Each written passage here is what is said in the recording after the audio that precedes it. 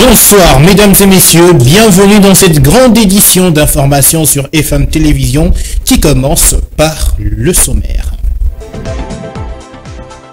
Acquittement de Vital Kamere et Sami Jamal, c'est le verdict en appel rendu ce jeudi dans l'affaire mettant en cause l'ancien directeur du cabinet du chef de l'État et Sami Jamal.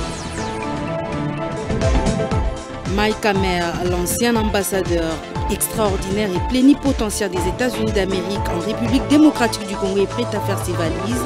Le président américain Joe Biden a procédé à la nomination de Lucy Tamili pour son remplacement.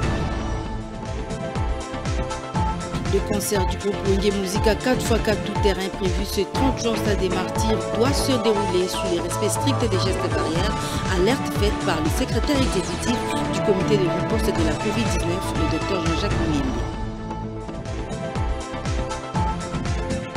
En santé, dans la province du Nord Kivu, dans la zone de santé de Massissi, on observe de plus en plus des cas de choléra. En 6 mois seulement, 800 cas ont été détectés. Encore une fois de plus, bienvenue dans cette édition. Il n'est plus prisonnier. Vital Kamere est totalement libre. Le verdict est tombé cet après-midi depuis la cour d'appel où l'affaire était sous examen. Cette libération concerne également Samir Jamal et Jeannot Mouima, tous jadis accusés dans le cadre du procès dit de 100 jours. Ruth Donzei. Le président national de l'UNC, Vital Kamere, est désormais considéré comme un homme libre.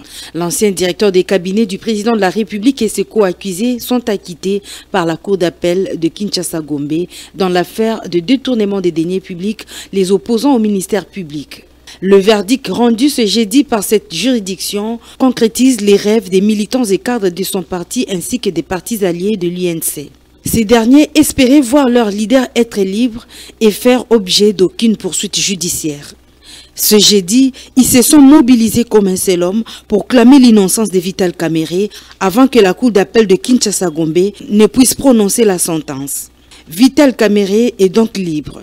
Rappelons que la Cour de cassation avait annulé l'arrêt de la Cour d'appel ayant condamné à 13 ans de prison pour détournement des fonds publics Vital Kamere et avait renvoyé le dossier devant les nouveaux juges.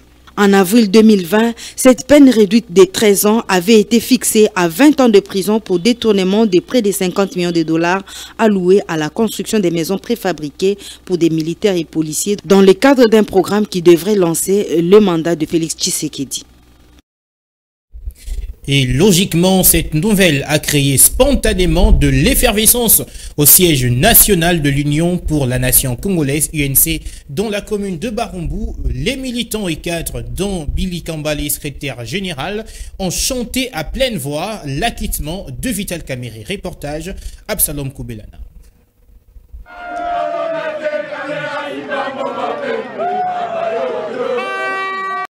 Cette joie était assez immense. On peut la décrypter dans le contenu des chants, sur les visages des cadres et militants, ainsi que sur les t-shirts visiblement préparés en avance, où l'on peut lire « VK libre ». Je ne suis pas venu au parti pour soutenir Kamere pour qu'il aille en prison. Je l'ai soutenu pour qu'il devienne président de la République. Qu'est-ce que je vois là? Vous ne savez pas combien nous les mamans avons peiné quand on a arrêté notre président national. Aujourd'hui, on l'a quitté, nous sommes dans la joie.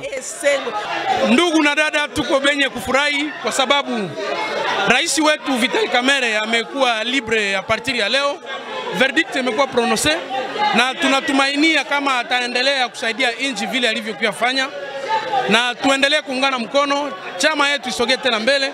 Mafundisho ile alikuwa anatupatia kila mara. La justice de mon pays vient de le prouver que Vital Kamere était réellement innocent. Il a fallu que le secrétaire général du parti arrive pour que le moment de festivité atteigne son paroxysme.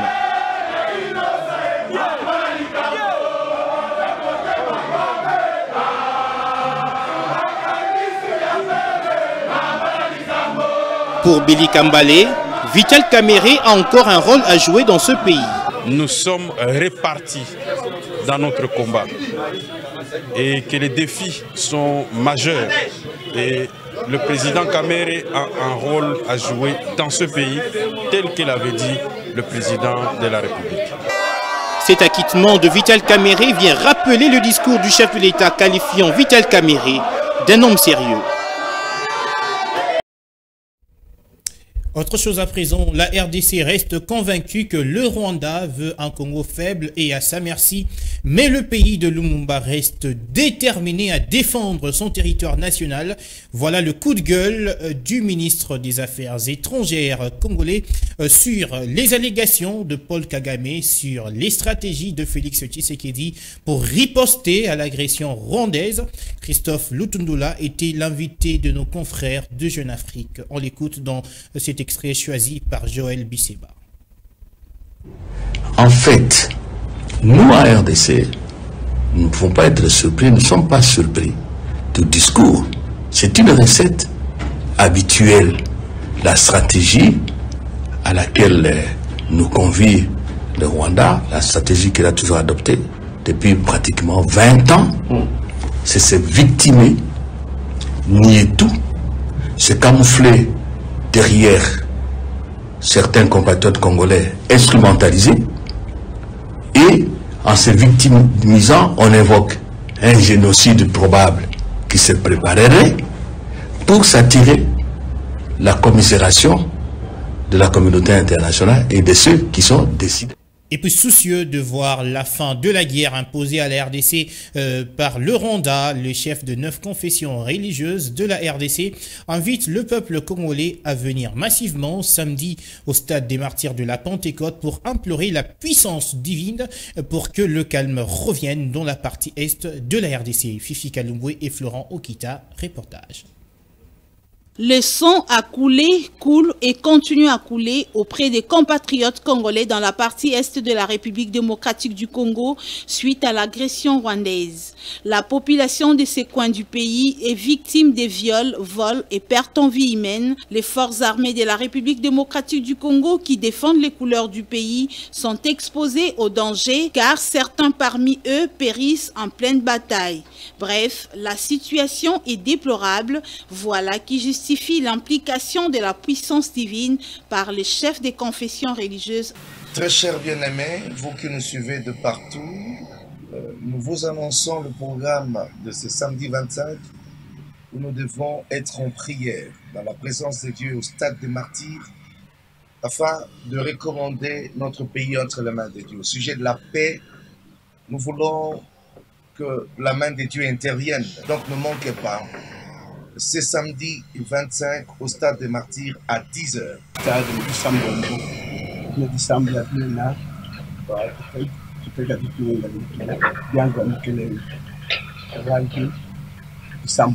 Au stade des martyrs. La douleur est grande et très grande, seul Dieu peut intervenir.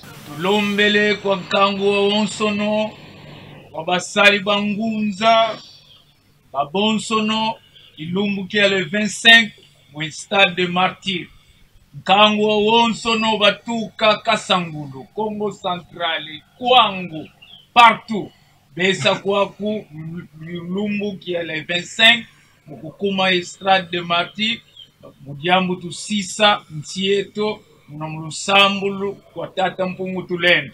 Bangunza babo batombo kampasiko tulombe la nti ya Bouvama ingeta on a Congo à côté bana union des églises indépendantes du Congo samedi à 10h na stade au sein de la bonne Kimia. Pour l'amour de mon pays, je ne me tairai jamais. Le message est donc passé. Le rendez-vous est donc pris pour ce samedi 25 juin au stade des martyrs de la Pentecôte. Et puis parlons du déploiement d'une force spéciale de la communauté des États de l'Afrique de l'Est. Ce sujet continue à alimenter le débat au sein de la population qui a des points de vue divergents. Si certains rejettent catégoriquement cette initiative, d'autres n'aimeraient juste pas voir la présence du Rwanda dans ces contingents. Ils ont été approchés par Fabrice Matonda et Francis Peta. Comme on a exclu le Rwanda, je trouve que ce n'est pas une bonne chose, ce n'est pas une mauvaise chose, c'est une bonne chose. Que le problème que nous avons dans ce pays, nous sommes le seul à les résoudre, nous, le Congolais. Continuer à penser que l'étranger pouvait ramener la paix ou régler nos problèmes, c'est une mauvaise façon de voir les choses. Donc je pense que c'est une très mauvaise chose pour le pays. Non, je pense que c'est une proposition qui n'est pas du tout dans l'intérêt de la population parce que c'est une force de trop, parce que nous avons énormément de forces étrangères dans le pays. Et ça fait déjà plus de 20 ans que nous avons la MONUSCO, la force d'intervention, brigade d'intervention de la SADC. Et puis actuellement, il y a les forces ougandaises. Je pense qu'aujourd'hui, ramener une autre force étrangère, ça sera vraiment de trop. C'est question qu'on s'organise en interne, qu'on puisse mettre de côté les infiltrations, ça ira. Ce n'est pas question de ramener encore une autre force. Pour quelle raison? J'estime que ce n'est pas une bonne décision. L'armée n'a jamais été ferme. C'est seulement qu'il y a des trahisons à l'interne. C'est quelque chose de mettre tout de côté et organiser des choses, mettre les moyens, ça ira. C'est question de volonté. Nous avons toutes les richesses. Accorder beaucoup de moyens à notre armée et puis c'est tout. Je crois que les problèmes vont se résoudre de cette façon-là. Au lieu de chercher à faire entrer plusieurs forces au pays. Et puis la province du Nord Kivu ne connaît pas que des problèmes sécuritaires, il y a aussi la santé qui dérange. Dans le territoire de Massissi par exemple, on parle d'une flambée de cas de choléra avec déjà 800 cas recensés en 6 mois. Ania Kolé. Ces chiffres sont révélés par les bureaux des coordinations humanitaires des Nations Unies OCHA dans un rapport publié le mercredi 22 juin. Les autorités associent cette augmentation au mauvais aménagement des points d'approvisionnement en eau potable, à la promiscuité dans le ménage, en particulier dans le ménage et dans les communautés d'accueil et sites de déplacés, et au mauvais système d'hygiène et de gestion des déchets, s'inquiète OCHA. Pour y faire face, les autorités humanitaires dont MEDAR, Médecins sans frontières et Première Urgence sont sur le terrain pour assurer la couverture en eau potable, l'hygiène et l'assainissement. Ces organisations appuient également la prise en charge des cas suspects confirmés dans les aires de santé affectées, rapporte cette agence du système des Nations Unies. Les territoires des Massissi est parmi les plus affectés par les violences armées dans cette province meurtrie de l'Est de la RDC. Cette région compte des milliers de déplacés suite à l'activisme des groupes armés locaux dans plusieurs villages. Massissi enregistre aussi chaque année un important nombre de cas de violences sexuelles documentés par les organisations féminines. Le 30 juin, de la musique va résonner depuis le stade de Martyrs de la Pentecôte. L'orchestre Wenge 4x4 va se produire face à des milliers de personnes. Mais attention, la Covid-19 est là. Le professeur Jean-Jacques Mouyembe, qui alerte, invite la population au respect strict des gestes barrières pour éviter la contamination à grande échelle de cette pandémie. On en parle avec Monica Makaba. Pour le professeur Mouyembe, ce concert est un événement à haut risque, car a-t-il dit, c'est après ce genre d'événement qui rassemble des milliers de personnes que le pays enregistre souvent un grand nombre de cas de contamination. C'est ainsi qu'il a invité tous les artistes musiciens qui vont prester lors de ce concert à faire preuve de patriotisme et en sensibilisant leurs fans au respect strict des gestes barrières, soit le port correct des cache-nez et le respect de la distanciation physique et surtout à se faire vacciner pour éviter le développement de la forme grave de la maladie en cas de contamination. Il a fait savoir que le secrétariat technique du comité multisectoriel de riposte à la Covid-19 a appuyé l'équipe organisationnelle de ce concert dans la distribution des cache-nez à toutes les personnes qui en manqueront. Par ailleurs, le coordonnateur du secrétariat technique du comité multisectoriel de riposte à la Covid-19 a indiqué que la situation épidémiologique est actuellement calme. Le pays enregistre moins de 100 cas par jour. Il a cependant appelé la population à rester vigilante car le coronavirus circule toujours. Mike Hammer n'est plus ambassadeur des États-Unis d'Amérique en RDC. Il est remplacé par Lucie Tamlin, comme l'a décidé la Maison-Blanche. Ceci est contenu dans un communiqué signé hier mercredi par la présidence des USA. Les précisions avec Monica Makaba. En début du mois de juin, son prédécesseur a été nommé envoyé spécial des États-Unis pour la Corne de l'Afrique. Il faut dire que Lucie Tamlin est actuellement chargée d'affaires par intérim à l'ambassade des États-Unis à Khartoum au Soudan.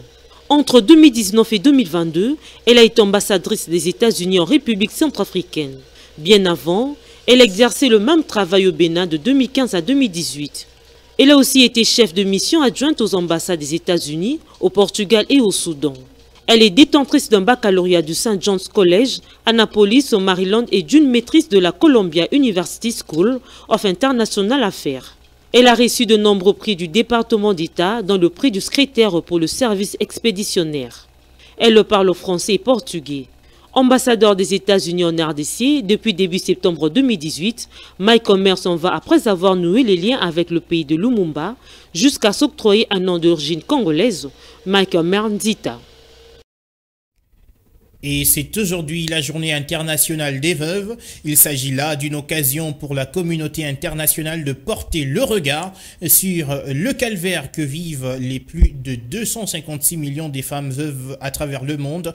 Au micro de FM Télévision, quelques femmes de cette catégorie ont expliqué la vie pénible dont elles sont contraintes de vivre. On les écoute dans cet extrait. Papa Koufaki, en tout cas, Natikalaiki. Je suis restée avec la famille de mon défunt mari qui me traitait de sorcière, d'avoir tué mon mari, tout de mauvais a été dit. Mais je suis restée prendre soin des enfants jusqu'alors. Les nourrir, les vêtir, je le fais seule. La belle famille ne se préoccupe même pas de nous, même pas pour avoir des nouvelles sur comment les enfants ont passé une nuit. La maladie ou tout autre problème, je le fais seule.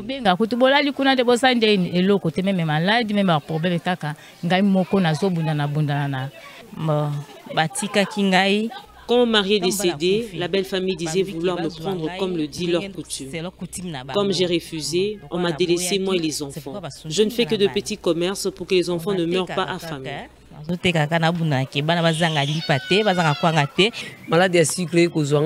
diabète m'a pris quand j'ai grandi.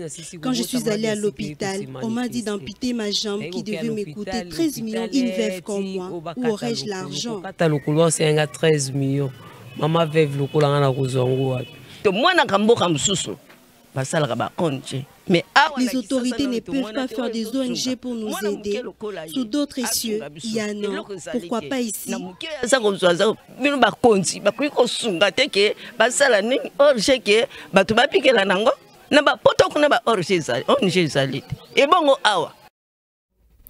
Et puis je rappelle que juste après ce journal, vous suivrez le dossier de la rédaction qui braque ses projecteurs sur la situation des femmes veuves encadrées par l'ONG Action Plus. Prenez donc rendez-vous. Mesdames et messieurs, nous sommes arrivés à la fin de ce journal, mais d'abord le rappel des titres. Acquittement de Vital Kamere et Sami Jamal, c'est le verdict en appel rendu ce jeudi dans l'affaire mettant en cause l'ancien directeur du cabinet du chef de l'État et Sami Jamal. Mike Omer, l'ancien ambassadeur extraordinaire et plénipotentiaire des États-Unis d'Amérique en République démocratique du Congo, est prêt à faire ses valises. Le président américain Joe Biden a procédé à la nomination de Lucy Tamili pour son remplacement. Le concert du groupe Wenge Musica 4x4 tout-terrain prévu ce 30 juin au Stade des Martyrs doit se dérouler sous les respects stricts des gestes barrières, alerte faite par le secrétaire exécutif du comité de riposte de la Covid-19, le Dr Jean-Jacques Mouimbi. En santé, dans la province du Nord Kivu, dans la zone de santé de Massissi, on observe de plus en plus de cas de choléra. En 6 mois seulement, 800 cas ont été détectés.